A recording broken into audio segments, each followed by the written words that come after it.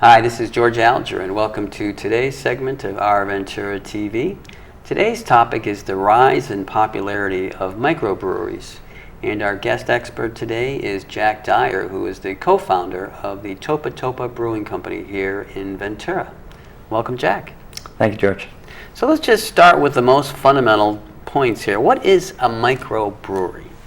Microbreweries basically right now is defined by the Brewers Association, and their definition is any smaller craft brewery that produces less than 6 million barrels of beer a year. And barrel is a key term. It's a definition in the industry. Essentially, a barrel of beer equates to just about 2 half-barrel kegs that most people are familiar with. So that's a great deal of beer that folks are making, and some of the larger craft breweries in the industry, the Sam Adams, the New Belgiums, the Sierra Nevadas of the world are pushing those limits up. But typically, these brewers are very small productions, much below the 6 million barrel levels of closer to 100,000 barrels a year or something in that range. So. Would a microbrewery encompass even folks who make beer out of their own homes? No, technically they would not. There's a different classification where they can be considered home brewers, so they would not technically fit into the microbrewery categorization until they became an official licensed brewery, and there are some steps that you have to do in order to become a certified brewer. Okay. Mm-hmm. All right, so let's speak to this topic of the rise in popularity of these microbreweries. I mean, they just are. There's way more of them now than there has been in the past. What's going on? Yeah, it's been dynamic, explosive growth throughout the industry. Really, that's taken off in the last 10 years, and almost exponential growth in the last 3 to 4 years, in particular. You take certain regions in the country, like a San Diego or a Portland, and San Diego's a great, for instance, because it's right here in California. There's now 103 breweries in San Diego County. Wow! You can't throw a stone without hitting one, and it's a huge growth market that's been very, very exciting, and really, in my opinion, has shifted the beer industry for good. Back to what we always talk about at the brewery is pre-Prohibition days, where there used to be a brewery in every town, sometimes multiple ones in each town, that produced beer specifically for those the local people. And it's returning to a bit of that here, where we're well over 3,500 breweries in the country now, with I believe another 1,000 coming on board next year. That includes breweries and brew pubs. So it's really a dynamic time. It's an exciting time. There's a whole plethora and array of flavors of beers that are really, really exciting. And one of the things that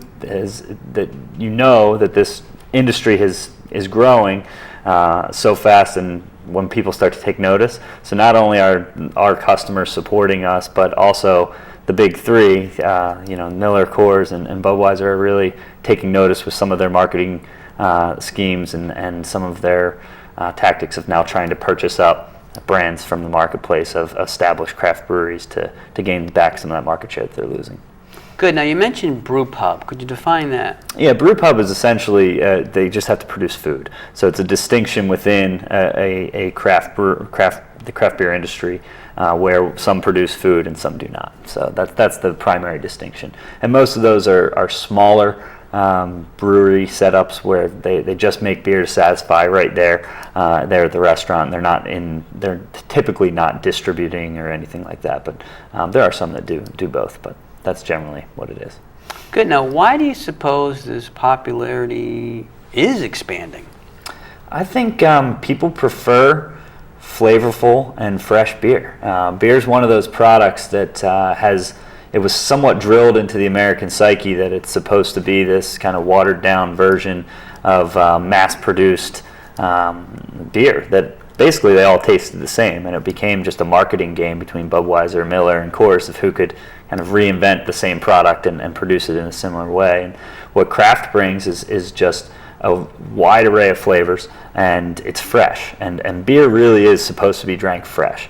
And that's something that not everybody knows. That brewery fresh beer, when you go visit a craft brewery and taste the beer right there in their tasting room or on the brewery floor if you're lucky enough, it's the best that beer is ever going to taste. When you start moving beer around, packaging it, and shipping it, every day that it's out there, it's losing some flavor. So I think that's really what's driving it, along with just buying local is probably the right thing to do for us as a country and a society, and beer's part of that. We always talk about it to me and my business partners that doing business locally and buying things locally is more than just about your footprint or what you might call it, but it's about the relationships that you build. And I think people really, specifically our target demographic, are really embracing that type of a culture where they get to come and shake hands with the owners of the business and meet the brewer or the brewmaster who's making the beer. That's a very unique experience that you don't often get to do. Good. So I got the freshness aspect of it, and then of course every microbrewery introduces their own flavors, so it's very custom. But is there an American, an American standard, and is it that might be different than German or even European, I should say, or not? That the differences are so great in Europe and America that to say that it's a moot point. Oh, absolutely. There's a drastic difference, and that's one of the, even within America, there's different regions have different styles of beer that are that are coming to the forefront for that region, or styles that are popular in that region. In particular, here in California, a West Coast IPA, it's an India Pale Ale, has become one of the trademarks of California breweries. Is these really hop forward, just very more aggressive beers, I guess sometimes with both the ABV levels and just with the full flavored hop profiles that are coming out of particular regions like San Diego. Compare that to the Czech and the German Pilsners that you're going to see. Those are very clean, very built around the process of the beer, and there's not much added to them. In fact, in Germany, there's a purity order that they say only malt, yeast, and water can be made to make beer, so they don't add anything else to their beer. Whereas in the American craft beer movement here, you see a lot of creativity and kind of the American way, kind of the we're going to try something new and see if it works, and that's what's really exciting about our growth in particular right here in the States, is that a lot of those are even taking off overseas, and now you see growth starting to happen in different countries, even some American craft breweries going over to Germany, which many people consider somewhat of the epicenter of beer, and building American craft brewery brands there, which is very interesting to see. And that's just starting now, so again, it's a really exciting time to see when you see this type of explosive growth, and it's a fun industry to be a part of, I can tell you that much. Now, you mentioned ABV. Could you define that? Yeah, it's alcohol by volume. So alcohol by volume just simply measures the amount of alcohol that's in a beer. Most domestic style beers, your Budweisers, your Millers, those are sitting somewhere between 3.5 and 5. And most craft beers will be a little bit higher, but not all that much. ABV varies by style of beer, and again, that's one of the really exciting things about the industry right now, is you can walk into any brewery here locally or in California and typically taste a wide variety of styles that their brewmaster is going to bring to the forefront. Okay, so the brewmaster, of course, would be the guy who's creating the beer itself. So it's his taste that is being represented in the beers.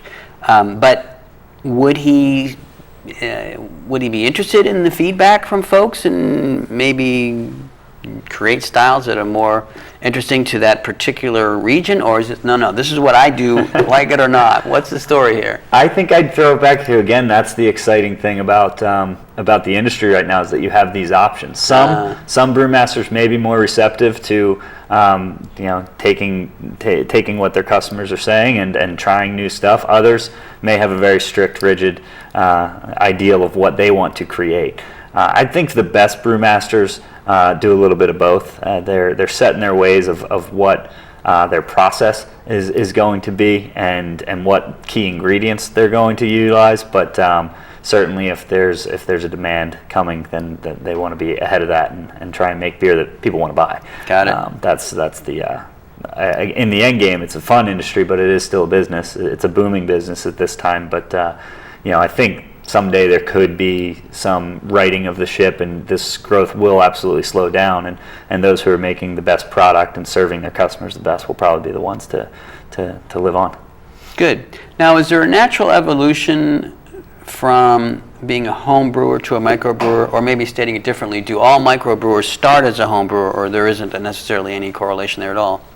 There's absolutely a correlation, and not all brewers were home brewers before, but typically that's where it starts. Many people, going into their garages and experimenting and tinkering with recipes, and then they go and expand into hopefully getting a job at a production brewery. But in our case, our brewer was a home brewer when he first started out, and then he had a number of years of professional experience before he came to join us at Topa Topa. So each place is a little bit different, but most of the best brewers still like to be brewing even when they're at home. Okay, so we're just about out of time here. I wondered if you could provide us a way that viewers could get more information, and is there a summating message you'd like to convey to the viewers? Yeah, I think, again, just that it's a really exciting time. If they want more information about our brewery in particular, they can find us at www.topatopa.beer. And if they want just general information, join the Breweries Association and to check out their website, because they give a ton of information about the industry in general, and they're very forthcoming with that. But I would just encourage everyone to go visit their local brewery. There's more than likely one close to you here in California, where we are 1 in 5 craft beers in America are made here in California. Wow. So I would absolutely encourage people to get out, visit their local breweries, taste some fantastic beer, because if you haven't done it yet, you could be missing out. All right, thank you very much, Jack. Thanks, George. This is George Alger signing off for this segment of Our Ventura TV. Until we meet again.